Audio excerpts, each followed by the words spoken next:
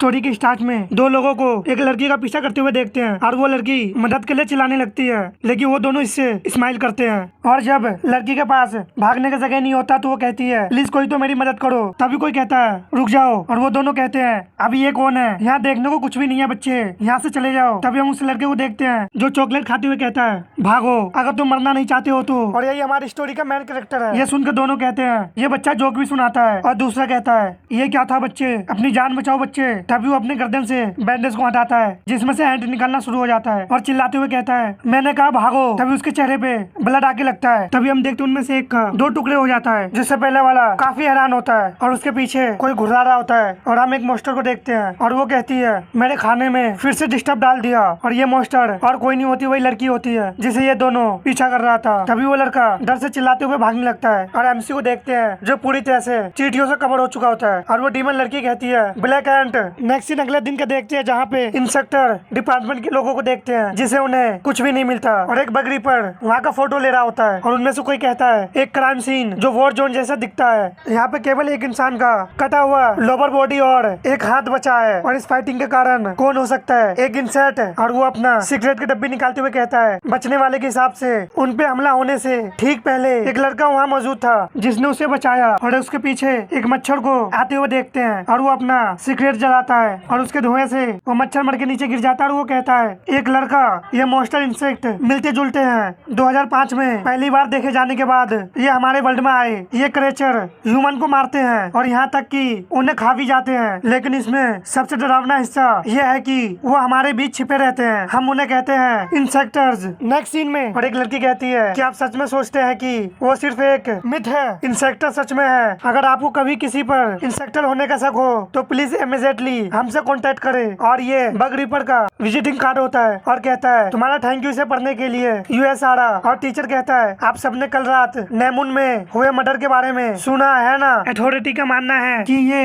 इंसेक्टर से रिलेटिव है। और हम दो लड़की को देखते हैं जिनमें से एक का नाम सेजिन बैंग होता है और दूसरा का आरा। जो सेजिन कहती है क्या तुम यही नहीं रहती हो आरा। आरा कहती है हाँ क्या तुम आज मुझे लेकर घर चल सकते हो। और एक लड़का बग रिपर का कार्ड को पकड़ के कहता है क्या तुम इंसेक्टर पर यकीन करते हो। दूसरा वाला कहता है बिल्कुल करता हूँ, हमारे क्लास में भी एक था वहाँ पर लिटिल रोच। और हम मैन कैरेक्टर को देखते हैं और बाकी बच्चे हंस रहे होते हैं। तभी टीचर कहता है मुझे उम्मीद है कि तुम सभी पिछले दिन का होमवर्क पूरा कर लिया होगा, रोना बंद करो, मैंने तुमसे कहा था कि ये तुम्हारे ग्रेड में गिने जाएंगे। और टीचर आरा से कहता है आरा मैं चाहता हूँ कि क्लास के बाद सभी सब बुक कलेक्ट कर लो। आरा कहती है ठीक है सर। तभी क्लास खत्म होने की रिंग बजता है। तभी आरा के सामने दो लड़के आते हैं और उनमें से एक कहता है तुम अपना होमवर्क ना दे। आरा कहती है क्यों। और एक लड़का कहता है क्या तुम्हें लगता है कि तुम्हारे अलावा और किसी ने भी होमवर्क किया है। और दूसरा कहता है चलो हम सब एक साथ नीचे चलते हैं। आरा कहती है नो थैंक्स। फिर उनमें से एक लड़का कहता है जब तक हम अच्छे बने हुए हैं तब तक तुम हमारी बात सुन लो। सेजिन कहती है और जब तुम अच्छे नहीं होगे तो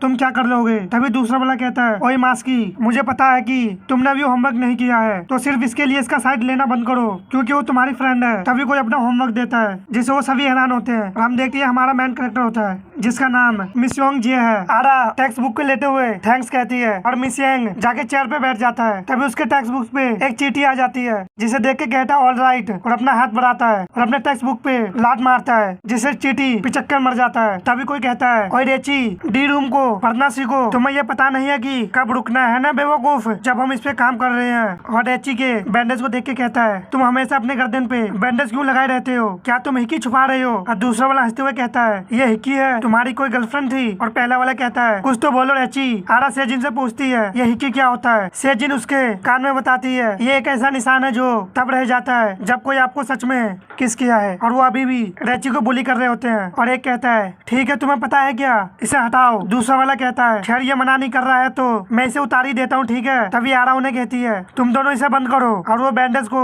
निकालते हुए कहता है ये है ग्रैंड रिवील। और वो दोनों देखते हुए कहते हैं तो ये एक हिक्की है ना। और हम देखते हैं रिची के गले पे एक होल होता है और वो कहता है ये एक बड़ा सा होल है। तभी वो रिची का कॉलर पकड़ते हुए कहता है क्या तुम मजाक कर रहे हो, आखिर कौन है जो सिर्फ एक तिल को ढकने के लिए हर रोज बैंडेज का यूज करता है। दूसरा वाला ये देख के कहता है ये कितना वियर्ड है। तभी उस होल से एक चींटी निकलता है और रेची का कॉलर के अंदर चला जाता है जिससे वो काफी हैरान होता है और हड़बड़ा के नीचे गिरते हुए कहता है एक एंट अभी अभी उसके होल से बाहर निकला है। दूसरा वाला कहता है कम ऑन डूड मजाक मत करो। सेजिन कहती है क्या तुम्हें रेची पसंद है। आरा शर्माते हुए कहती है नहीं मुझे नहीं पता। सेजिन कहती है वो तुम्हारे चेहरे पे साफ साफ लिखा है। आरा कहती है अच्छा और सोचती है बेशक मुझे पसंद है, वो एक एथलीटिक है, स्मार्ट है और बहुत भूखा भी, कोई भी उसे कैसे पसंद नहीं कर सकता। सेजिन कहती है तुम्हें टेक्स्ट बुक को भी देना है। और नेक्स्ट सीन में टीचर को देखते हैं जो टेक्स्ट बुक को देखते हुए कहता है तो क्या सिर्फ तुम दोनों? आरा कहती है हाँ। तभी टीचर गाली देता है। इससे आरा हैरान होते हुए कहती है एक्सक्यूज मी। टीचर हंसते हुए कहता है तुम और मिस योंग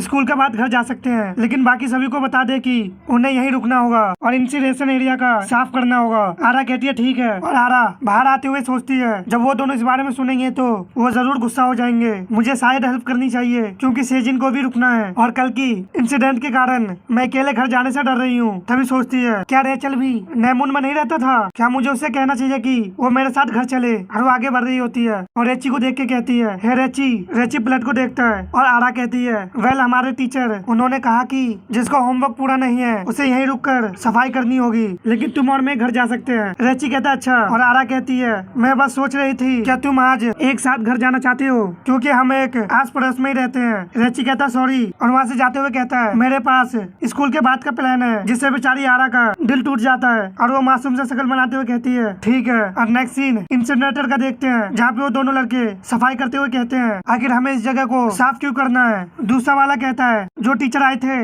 वो चले गए। सेजिन कहती है दोस्तों चलो इसे खत्म करे और घर चले। और कोई कहता है तो क्या हम होमवर्क करने से बच सकते हैं। वहाँ पे एक लड़की बैठी होती है जो कहती है नहीं, इससे वो भड़क जाता है। और सेजिन उस लड़की को देखते हुए कहती है तुम यहाँ क्या कर रही हो। वो लड़की कहती है सफाई। सेजिन कहती है हाँ मैं जानती हूँ कि, लेकिन मेरा सवाल यह है कि तुम घर क्यों नहीं गई। और वो लड़की और कोई नहीं आरा होती है जो कहती है क्योंकि मैं तुम्हारा इंतजार कर रही हूँ। सेजिन कहती है वेरी फनी। आरा कहती है सच में मैं मजाक नहीं कर रही हूँ। सेजिन कहती है लेकिन तुम रो क्यों रही हो, क्या उसने तुम्हें रिजेक्ट कर दिया। आरा कहती है इतना जोर से मत बोलो। और हम देखते हैं रेची पेन से चीटी के साथ खेल रहा होता है और सेजिन कहती है खैर अब तुम्हारा बॉयफ्रेंड पाने का चांस खत्म हो गया है, लेकिन वो सच में कोल्ड हार्टेड है या शायद वो सिर्फ एक बेवकूफ है। आरा कहती है ये सच नहीं है, वो अच्छा है, बस तुम उसे जानती नहीं हो। और वो सभी मस्ती करते हुए सफाई कर रहे होते हैं। और सेजिन कहती है तो क्या इसलिए तुम अपने सबसे अच्छे दोस्त को छोड़कर उस अच्छे लड़के के साथ घर जाने वाली थी। आरा कहती है मैंने तो बस ये ऐसे ही किया है, तुम जानती हो। और एक लड़का कहता है डिप करना चाहते हो। और वो दोनों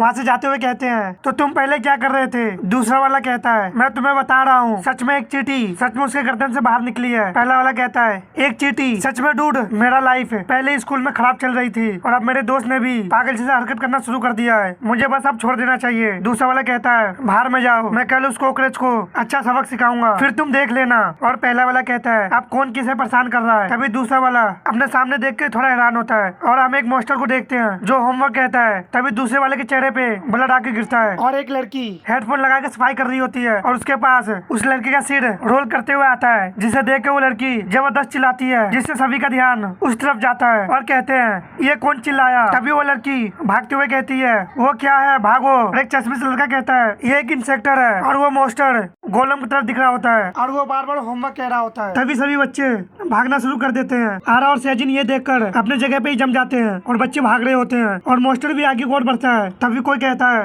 भागो, लेकिन मास्टर बच्चों को गाजर मूली की तरह कुचल रहा होता है और वो तीनों काफी तेजी से आगे बढ़ने लगता है। तभी चश्मिश अपने आप को बचाने के लिए सेजिन को पीछे को धक्का दे देता है जिससे सेजिन का सर एक पत्थर से टकराता है। आरा सेजिन के लिए रुक जाती है और उसके पास जाके कहती है उठो हमें भागना होगा। और मास्टर उसके काफी पास पहुँच के होमवर्क कहता है। आरा कहती है पीछे हो जाओ। मास्टर कहता है बताओ तो।